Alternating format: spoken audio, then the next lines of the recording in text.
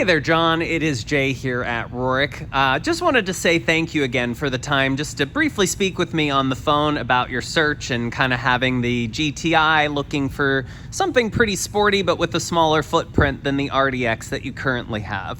So in looking over some of the details on the 0% APR offer, you are correct that both the CX-30 and the CX-5 Turbo, which you can't see, at least from this angle back in the corner yet, do qualify for that. Now, from a pricing difference standpoint, if we look simply at just sticker cost, the MSRP of CX-30s with their turbo premium level are typically right around about a $35,000 mark, where on the CX-5s, they're closer to about a $39,000 price mark.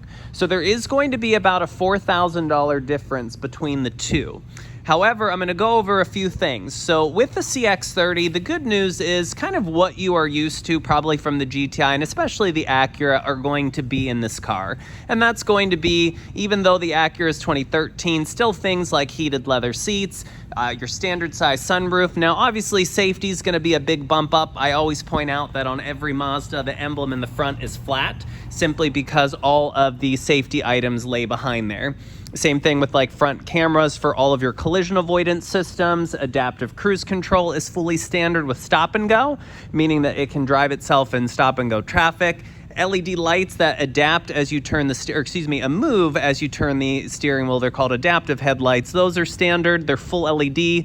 Backup camera, cross alert, the blind spot system, pedestrian, cyclist detection. Again, all safety items are standard. Now, a giveaway for turbos on the CX-30 line are going to be the black wheels and the black mirror caps. Otherwise, there's really no separation other than just the badge on the back that, of course, says turbo here on the back, as you can see there. Now, all of these vehicles are going to be based on the premium level. So just to kind of go over some of the additional features that this has, obviously a power liftgate is going to be standard, so the trunk will open and close automatically and can be programmed at different heights. Advanced keys, so when you walk up and grab the handle, it will lock or unlock because it senses that you have the key. Interior-wise, this will vary a little bit against the CX-5. So the CX-30s are all going to have black interior with brown accents, or you can get white leather, but it still has the brown accents.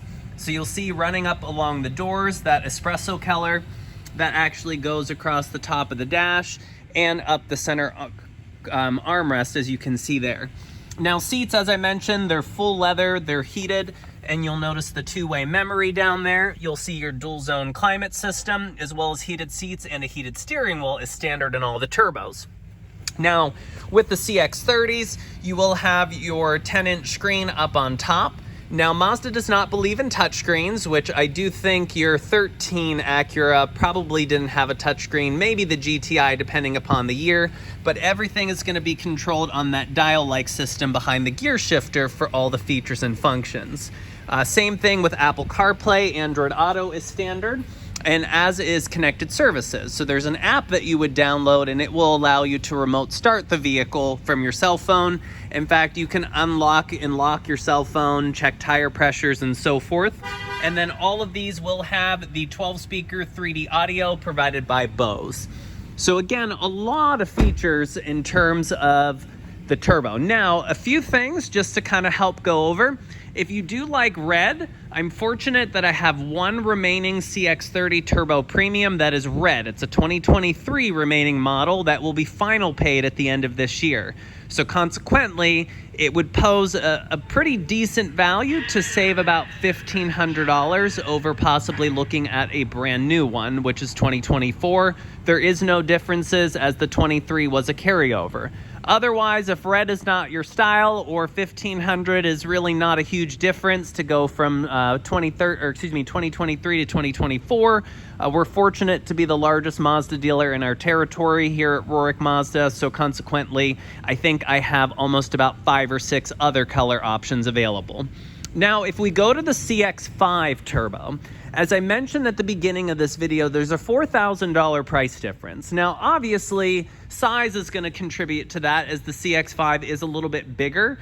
Ironically, with your 13 RDX, because they sort of morphed bigger as they got their new generation in 2016, I believe, and then morphed even bigger when they got their new generation in 2021. So the CX-5 right now, this will probably be almost the same exact size as your current 2013. What makes the turbo unique in the CX-5 is the trim on the outside.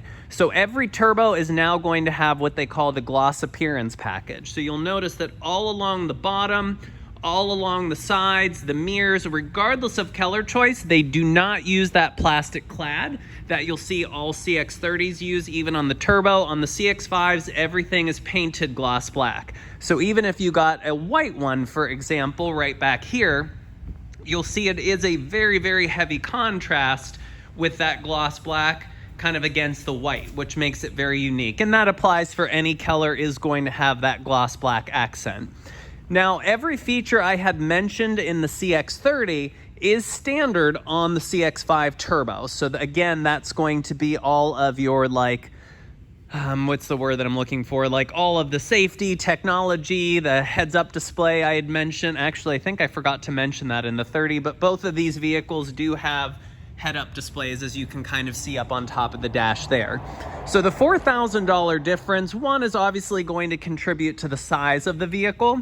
Interior-wise, all of these are going to be black leather with red accents, whereas the CX-30, it's always going to be black or white leather, and it's always going to have the brown kind of across the dash, where this is going to be more monotone with the dark headliner, the red stitching, and that's it. Now, screens, these are a little bit bigger. They're 11-inch in the CX-5, so you do pick up a little bit larger of a display. I guess where the features vary slightly. So this will have a power passenger seat. That's something that the CX-30 will not. These will also have air-conditioned front seats. That's a feature that the CX-30 will not. These will also have power folding side mirrors, again, which is a feature that the 30 would not. So the mirrors will tuck into the body when you lock the car, fold out when you unlock the car.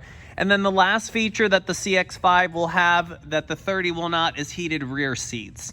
So again, though maybe looking at smaller footprint and so forth, I just figured this would be beneficial to kind of just go over some of those main differences from 30 to 5, and then in features and cost, just so that way you can gather a little bit more knowledge to potentially see what might meet your needs the best. But I really appreciate the opportunity, John. I hope you find that this video is a little bit unique and helpful, and I definitely look forward to hearing back any questions that I can better help with. Thanks again.